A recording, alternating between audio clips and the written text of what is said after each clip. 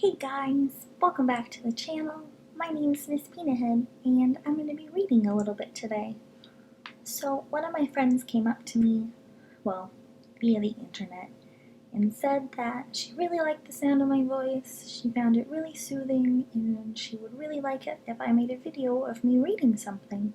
So I busted out one of my favorite books, and I'm just going to be reading the first chapter of this just to see how it goes, if anyone is interested in videos like this, and that's just about it. So, I am reading Harry Potter and the Sorcerer's Stone, and I'm reading the leather-bound hardback edition, so it's all nice and clicky-clacky, and the pages are nice and gold. So, I just wanted to make you guys aware of that. Okie doke. Let's turn to the first chapter. Chapter 1, The Boy Who Lived. Mr. and Mrs. Dursley of number 4 Privet Drive were proud to say that they were perfectly normal, thank you very much. They were the last people you'd expect to be involved in anything strange or mysterious, because they just didn't hold with such nonsense. Mr. Dursley was the director of a firm called Grunnings, which made drills. He was a big, beefy man with a hearty neck, although he did have a very large mustache. Mrs. Dursley was thin and blonde and had nearly twice the usual amount of neck, which came in very useful, as she spent so much of her time craning over garden fences, spying on the neighbors. The Dursleys had a small son called Dudley, and in their opinion there was no finer boy anywhere. The Dursleys had everything they wanted, but they also had a secret, and their greatest fear was that somebody would discover it. They didn't think they could bear if anyone found out about the Potters. Mrs. Potter was Mrs. Dursley's sister, but they hadn't met for several years. In fact, Mrs. Dursley pretended she didn't even have a sister, because her sister and her good-for-nothing husband were as un-Dursleyish as it was possible to be. The Dursleys shuddered to think what the neighbors would say if the Potters arrived in the street. The Dursleys knew that the Potters had a small son too, but they'd never even seen him. This boy was another good reason for keeping the Potters away. They didn't want Dudley mixing with a child like that. When Mr. and Mrs. Dursley woke up on a dull gray Tuesday, our story starts. There was nothing about the cloudy sky outside to suggest that something strange and mysterious things would soon be happening all over the country. Mr. Dursley hummed as he picked out his most boring tie for work, and Mrs. Dursley gossiped away happily as she wrestled a screaming Dudley into his high chair. None of them noticed a large tawny owl flutter past the window. At 8:30, Mr. Dursley picked up his briefcase, pecked Mrs. Dursley on the cheek, and tried to kiss Dudley goodbye, but missed, because Dudley was now having a tantrum and throwing his cereal at the walls. "Little tyke," chortled Mr. Dursley as he left the house. He got into his car and backed out of number 4's drive. It was on the corner of the street that he noticed the first sign of something peculiar: a cat reading a map.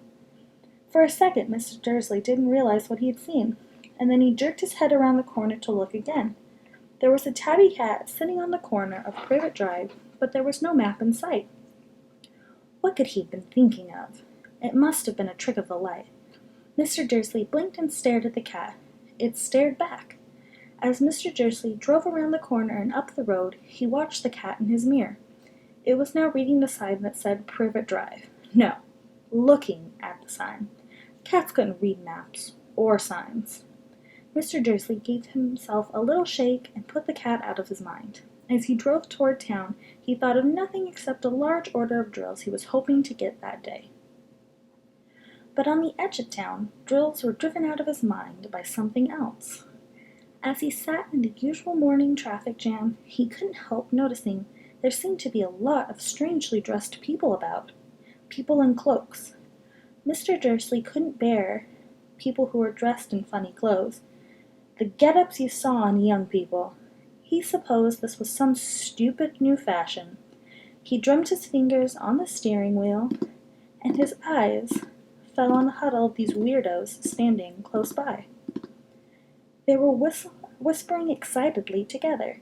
Mr. Dursley was enraged to see that a couple of them weren't young at all. Why, that man had to be older than he was, and wearing an emerald green cloak? The nerve of him! But then it struck Mr. Dursley that this was probably some silly stunt. These people were obviously collecting for something. Yes, that would be it. The traffic moved on, and a few minutes later, Mr. Dursley arrived at the Grunnings parking lot, his mind back on drills. Mr. Dursley always sat with his back to the window in his office on the 9th floor. If he hadn't, he might have found it harder to concentrate on drills that morning. He didn't see the owls swooping past in the broad daylight, though people down the street did. They pointed and gazed open-mouthed as owl after owl sped overhead. Most of them had never even seen an owl at night time. Mr. Dursley, however, had a perfectly normal, owl-free morning. He yelled at 5 different people. He made several important telephone calls and shouted a bit more.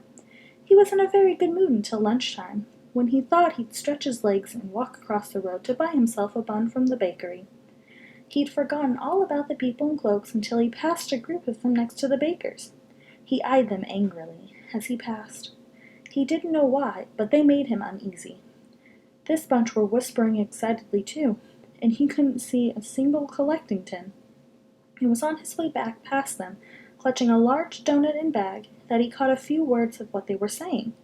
The Potters, that's right. That's what I heard. Yes, their son, Harry.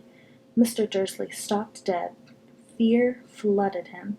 He looked back at the whispers, as if he wanted to say something to them, but he thought better of it. He dashed back across the road, hurried up to his office, snapped at his secretary not to disturb him, seized his telephone, and almost finished dialing his home number when he changed his mind. He put the receiver back down, stroked his mustache, thinking no. He was being stupid. Potter wasn't such an unusual name. He was sure there were lots of people called Potter who had a son called Harry. Come to think of it, he wasn't even sure his nephew was called Harry. He'd never seen the boy. He might have been called Harvey, or Harold. There was no point in worrying Mrs. Dursley. She always got upset at the mention of her sister. He didn't blame her. If he had a sister like that. But all the same, those people in cloaks. He found it a lot harder to concentrate on drills that afternoon. When he left the building at 5 o'clock, he was still so worried that he walked straight into someone outside the door. Sorry, he grunted, as the tiny old man stumbled across and almost fell. It was a few seconds later before Mr. Dursley realized that the man was wearing a violet cloak. He didn't seem at all upset at being almost knocked to the ground. On the contrary, his face split into a wide smile, and he said in a squeaky voice that made passersby stare, "Don't be sorry, my dear sir, for nothing could upset me today.